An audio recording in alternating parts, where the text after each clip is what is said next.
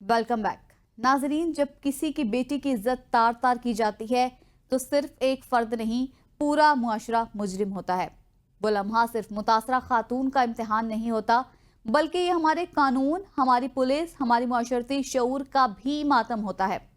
जी हाँ, आज की दास्तान सरगोदा के नवाही इलाके भागटावाला के चक 80 जनूबी से है, जहां एक और हवा की बेटी शुमाइला बीबी दरिंदगी का शिकार बनी। सरगोदा थाना भागटा वाले की हदूद चक 80 जनूबी में हवा की बेटी के साथ गन पॉइंट पर दिन दिहाड़े बदनामे जमाना तसव्वर ने शुमाइला बीबी को ज्यादती का निशाना बनाया। शुमाइला चीखो पुकार करती रही, लेकिन दरिंदा सिर्फ इंसान कत्ल की धमकियां देता रहा और ज्यादती करता रहा।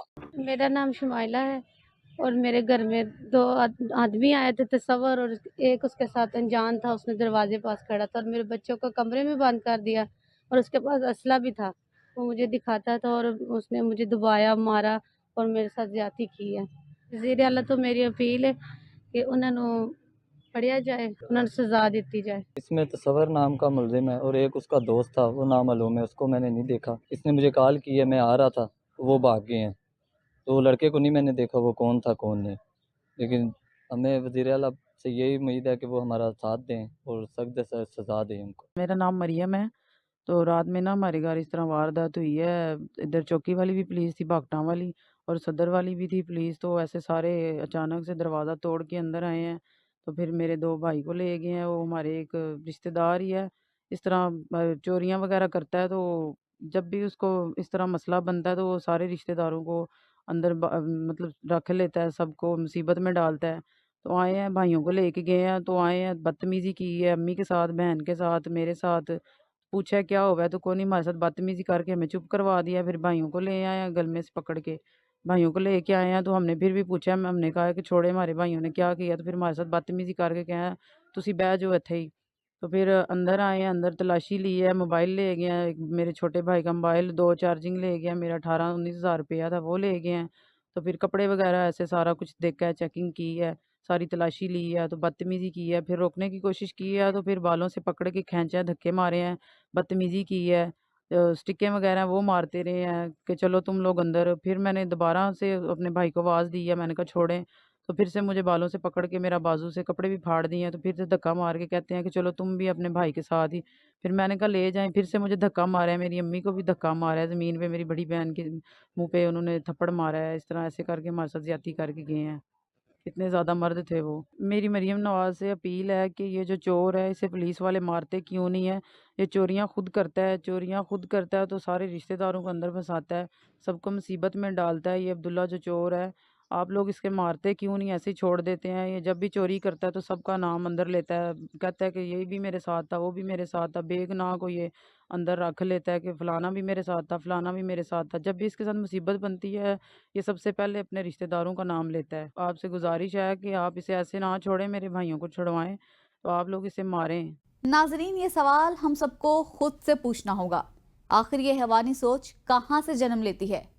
क्या औरत हमारे मुआशरे में इतनी ही बेबस है कि उसकी चीखें दीवारों से टकरा कर मर जाती हैं? एक ऐसा दरिंदा जो पहले से संगीन जुराइम में मुलविस हो, वो दंदनाता हुआ किसी माँ के घर में घुसकर उसकी इज्जत छीन ले, तो कसूरवार कौन है? सिर्फ तसव्वुर या वो निजाम भी जो ऐसे दरिंदों को बार बार आजाद छोड़ देता है? मैं चौधरी असगर यासोही एडवोकेट हूँ। सरगोदा में 40-42 साल से प्रैक्टिस वकालत के पेशा से मुंसलिक हूँ। मैंने जना के काफ़ी ट्रायल किए हैं, जिन मुकदमात में पुलिस कानून और इंसाफ के मुताबिक बेहतर तफ्तीश करती है, उन के मुकदमात में अदालतों से मुलजमान को कम अज़ कम 14 साल सज़ा हो जाती है।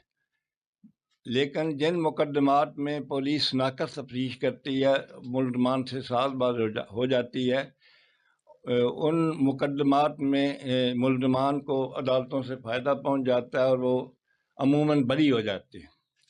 सरगोदा में एक केस शमाइला बीबी का फ़िलहाल वो दर्ज हुआ है ज़ना ऑर्डिनेंस के मुताबिक 375A के तहत। उसमें पुलिस को चाहिए कि वो बेहतर तफ्तीश और कानून के मुताबिक तफ्तीश करे। अगर वो नाकस तफ्तीश करेगी तो मुलजमान को फ़ायदा होगा, अगर वो बेहतर और कानून के मुताबिक तफ्तीश करेगी تو وہ عدالتوں سے کم از کم اسے 14 سال سزا ہو سکتی ہے۔ تو میری گزارش ہے کہ لیگل سسٹم کو مضبوط کرنے کے پیش نظر پولیس کو بہتر اور قانون کے مطابق تفتیش کرنی چاہیے اور ملزمان سے ساز باز نہیں ہونا چاہیے۔ ناظرین، یہ محض ایک واقعہ نہیں، یہ ایک داستان ہے اس خاموش اذیت کی جو ہر وہ عورت سہتی ہے جس کے جسم پر حملہ نہیں، روح پر قیامت ٹوٹتی ہے۔ اگر تصور جیسے مجرموں کو سخت ترین سزا نہ ملی تو کل کوئی اور تصور کسی اور شمائلہ کے گھر میں گھس جائے گا۔ اگر ہمارے سسٹم نے آج حرکت نہ کی تو ہر دروازہ، ہر چوکھٹ، ہر ماں، ہر بہن اور ہر بیٹی غیر محفوظ رہے گی۔ سوال صرف یہ نہیں کہ تصور کو سزا کب ملے گی، سوال یہ بھی ہے کہ ہم کب جاگیں گے، کب ہم عورت کو صرف صنف نازک نہیں، معاشرے کی مکمل فرد سمجھیں گے۔ یاد رکھیے، جب قانون کمزور پڑتا ہے تو جرم طاقتور ہوتا ہے، اور جب تک ہم مجرموں کو انجام تک نہیں پہنچائیں گے تب تک ہر بیٹی خطرے میں ہے۔ تھانہ بھاگٹا والا پولیس نے دہشت کی علامت سمجھے جانے والے ملزم کو، جو کئی مقدمات میں نامزد ملزم بھی ہے، گرفتار تو کر لیا ہے، لیکن سوال صرف یہ ہے شمائلہ کو انصاف مل سکے گا؟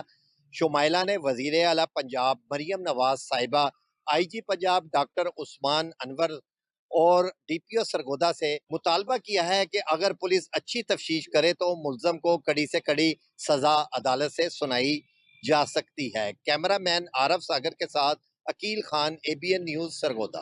ناظرین، جرم کی دنیا اندھیر نگری کی طرح ہے جہاں لالچ، نفرت اور خود غرضی کے سائے منڈلاتے رہتے ہیں، لیکن یاد رکھیں، اندھیرے چاہے جتنے بھی گہرے ہوں، انصاف کی روشنی ہمیشہ اپنا راستہ بنا لیتی ہے۔